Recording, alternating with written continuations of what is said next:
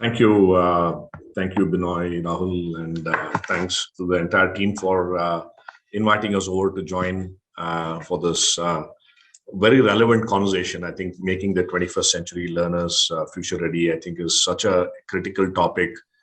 Obviously, not just for IB schools, but also for schools across the board. Uh, Over the next 20, 25 minutes, I wanted to share some learnings of ours, starting with my own personal journey and why I believe whatever we're doing on entrepreneurial mindsets now is so critical.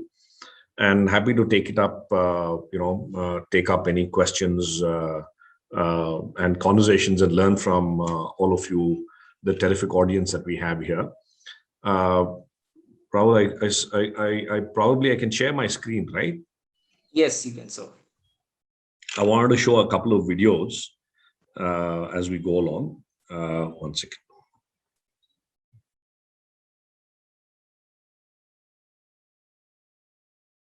Yeah.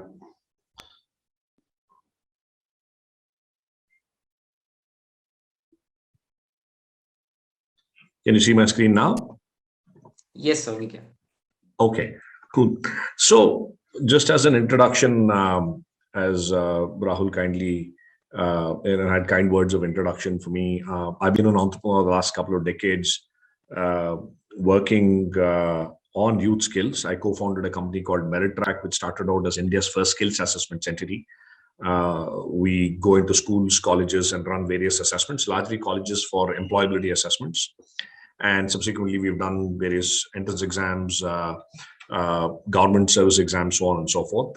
Meritrack was co-founded by three of us. It went through the usual roller coaster ride, and eventually got acquired by Manipal. Meritrack continues as an independent entity under Manipal Education.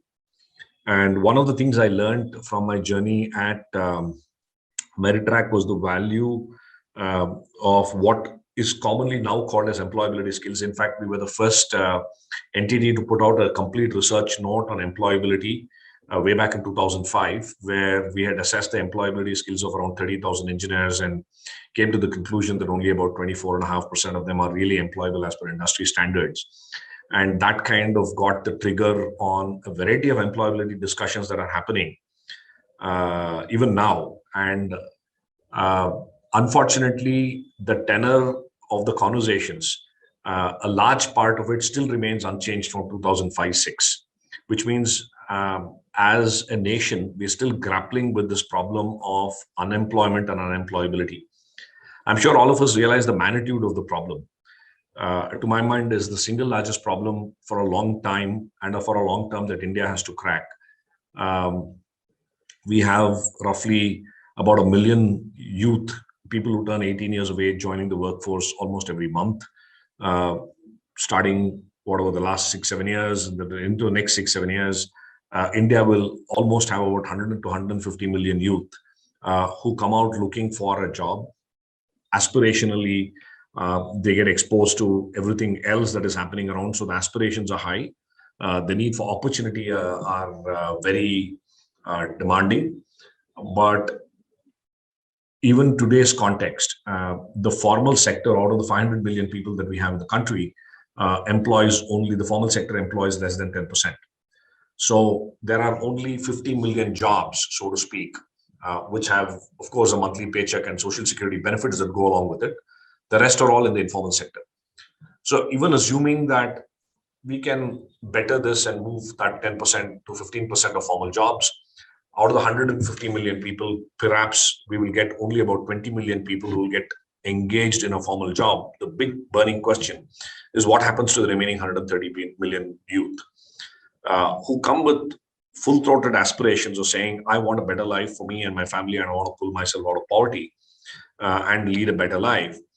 The answer in our minds lie in the fact that can we create maybe 10, 15 million entrepreneurs who can generate 50 to 100 million jobs locally. So if each entrepreneur can then go on to become a job creator, not thousands of jobs, not even hundreds of jobs, can an entrepreneur create 20, 30 jobs? And can this be created locally so that it drives an element of opportunities at the local level. That's what Global Alliance for Mass Entrepreneurship is all about. My life itself post Meritrack took a dramatic turn when I chanced upon an experiment that was being done, and I jumped into that experiment fully. There were a few of us who were trying to figure out how to set up a rural BPO. This was way back in 2008. And the big question was, where will you find talent?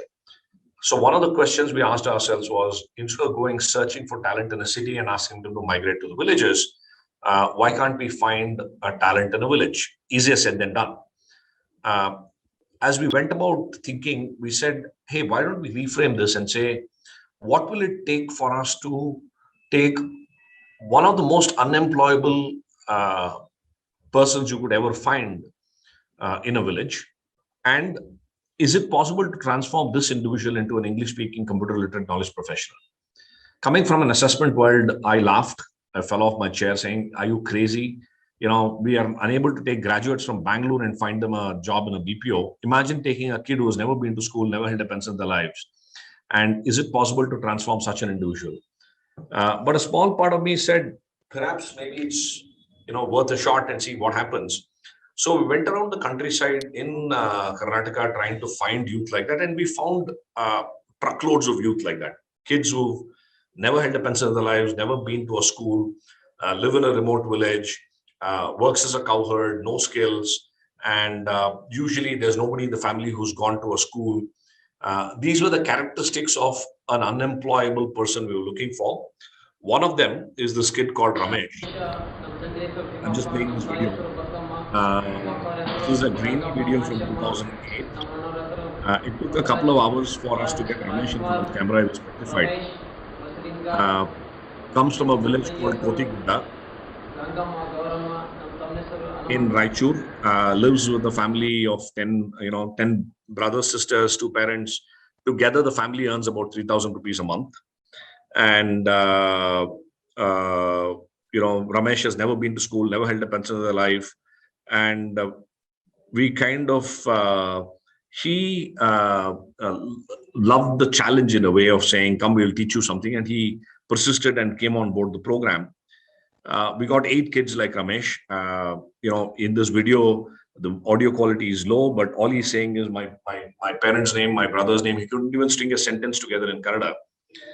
When we brought Ramesh into the program and started creating a curriculum on the fly, along with 8 others, 6 boys, 2 girls, and 4 of them had never been to school. When we got Ramesh into the program, and this learning was very, very tough, but we realized that within the few months, the confidence of Ramesh and the rest of his colleagues were just skyrocketing. And to me, I was traveling intensely during that period. And when I came back to meet Ramesh a few months later, and when I saw the Ramesh that was transformed, my life changed, because this is the same Ramesh that I saw 7 months down the line.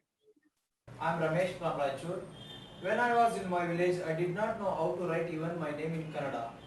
In my village, I always wore dhoti. I never traveled on the bus. I did not know what's the time and what's the watch. I knew only 2 things: go to farm or sunrise, came back home or sunset. I had never visited a city. I did not know about city life. When I first came to Bangalore, I could not speak to anyone.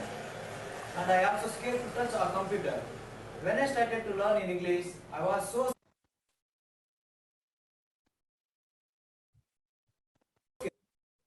scared because I did not know how to write ABCD. After these 7 months, I can type minimum at 40 words per minute. A month ago, I went to my village for my brother's wedding. My mother told me, please sir, come and have a seat. She did not recognize me. She asked, who are you? I told her, I am Ramesh, your son. As she didn't believe. Then I showed my ID card on which earlier photo was there. She looked at the photo for a while and hugged. And after every moment she cried with the tears of happiness. I never can forget that experience. Thank you. This shook my life, because what it proved to me was that there's nothing called as unemployable. It is only that many people don't have the capacities or have been exposed to capabilities that can build their lives. resonated a lot with what Amartya Sen had defined as poverty. He said it's nothing but capability deprivation and opportunity deprivation. And this was really capability deprivation because I think a lot of us, Professor Yunus said it beautifully. He said, all of us have treasures within, but many of us die without knowing what existed within. And that struck so true to me that we created a foundation called Head Held High Foundation, inspired by the poem where the mind is without fear and the head is held high, and started to figure out how do we templatize this and how can we take it to every nook and corner of the country. Glad to share that today Head Held High Foundation is present in 19 states. We have touched over about 25,000 youth like Ramesh and continue to do 1,000 and thousands of youth every year. Clearly, this is not training, this is transformation. Because training is a two-way street. You learn, you forget, you get back to where you are. But a Ramesh after can never become Ramesh before. In fact, in 4 years later, 2011-12, we went on to win the CNN IBM Real Heroes Award. And you can see the same Ramesh receiving this award 4 years later. Ramesh, good evening, ladies and gentlemen. 4 years ago, I had never thought of getting out of my village. Today, I am on national TV. I'm very happy to be here with all of you. 4 years ago, I didn't know how to write my name in any language. Today, I'm working in a BPO company as a team leader. My dream is to give an opportunity to all the villagers like me. And that is the power that resides in everybody. In fact, we've had several. Ramesh went on to work in a BPO. He's now a motivational trainer in North Karnataka, going to various schools and colleges and talking about his life story and telling people that, hey, if I can become like this, imagine what you can be, right? Subsequently, and I'll end with another short video, we've seen a lot of young youth who come to our programs, joined in and said, listen, and to echo what Ramesh said, he said, it's not enough if I fend for myself. How can I go help all my friends become like me? So we had a lot of youth who have gone back to their villages, set up smaller businesses, and they've begun to enroll a few of their friends into programs like this and start businesses together. This is one such story Hi, good evening. of This is Madhur Basavaraj. from Gule, which is in Koppal district and Karnataka. I joined in 2009 at Adult Training Center to learn speaking English and to learn computer skills. After finishing my training, I joined in BPO company for 4 years as a data entry executive. Recently, quit my job and came to my village, opened my provision store in my village. I want to do more business in my village. And if Adult is supporting me, I want to sell more products from Adult like solar and electricals, mobile service. Thanking for Adult. Thanking you. So you get the gist. Let me stop the share right here.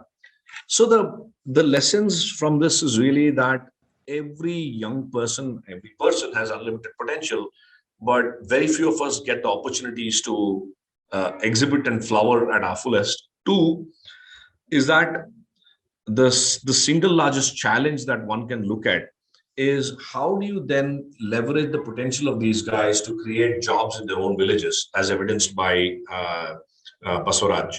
I've co-founded another entity called OneBridge, where we're operating in about 10,000 villages with youth like this. In fact, I'm just thinking I'll share that video as well, just to give you a sense of what we are getting into. Let me see. Yes. Where we are leveraging youth potential to use technology in the villages and transforming them into entrepreneurs. And I'll connect all of them into what we need to do together. Yes. In the long.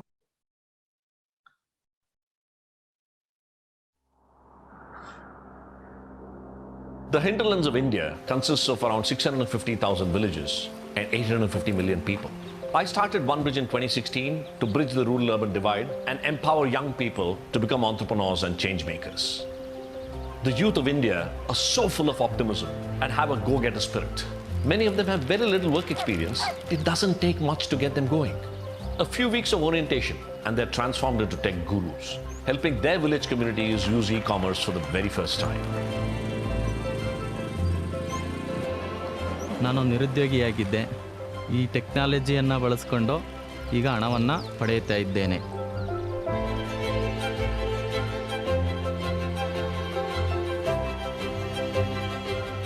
Since having this idea, I've been unstoppable, working all hours of the day to bring this dream to life. And this project has proved to me that when you give capable young people the right opportunity and reliable technology, they are unstoppable too.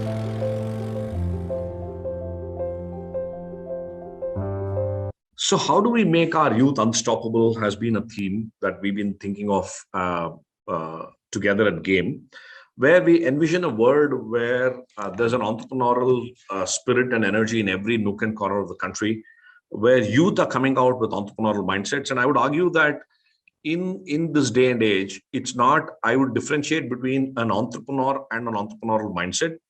Being an entrepreneur is a choice, but having an entrepreneurial mindset is a necessity.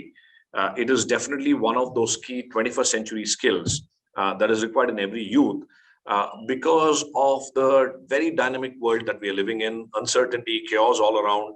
And how do you make sense and still make a mark? And I would argue that entrepreneurial mindsets is super critical in every kid. And that's one of the mission at GAME. In fact, we've been recently working with the Delhi government. I'm not sure whether if you track what's happening at the government schools in Delhi. More than about 1,200 schools undergo an entrepreneurial mindsets curriculum every hour, every day. And there's no curriculum, they learn by doing. They go out, build businesses, come back, share learnings, etc. Over 1 million kids have undergone this curriculum over the last 1.5 years. Of course, the pandemic notwithstanding, we restarted again. In fact, the Delhi government recently announced a massive program called Business Blasters, where for the 11th and 12th standard kids, they are coming out with a business grant of 2,000 rupees, where the student can create a business by coming together. Maybe 5 of them pull in 2,000 each and create a corpus of 10,000 rupees that they invest. And they get to keep the profits they generate for the business, and they get to return the money as a loan that they have taken. When we did these experiments across various schools, we found that 94% of the students who participated in this program actually generated profits and returned the money back. So the power of going out there, creating a viable business proposition, selling it to customers, figuring out how money works, figuring out what is customer value, understanding P&L, so on and so forth, is invaluable in the entrepreneurial journey.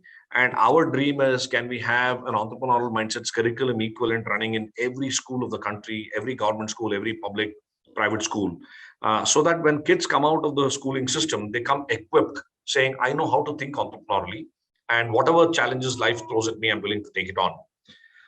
In fact, this is the theme that we picked up at UNICEF. We've created a platform called YUWAH, YUWAAH.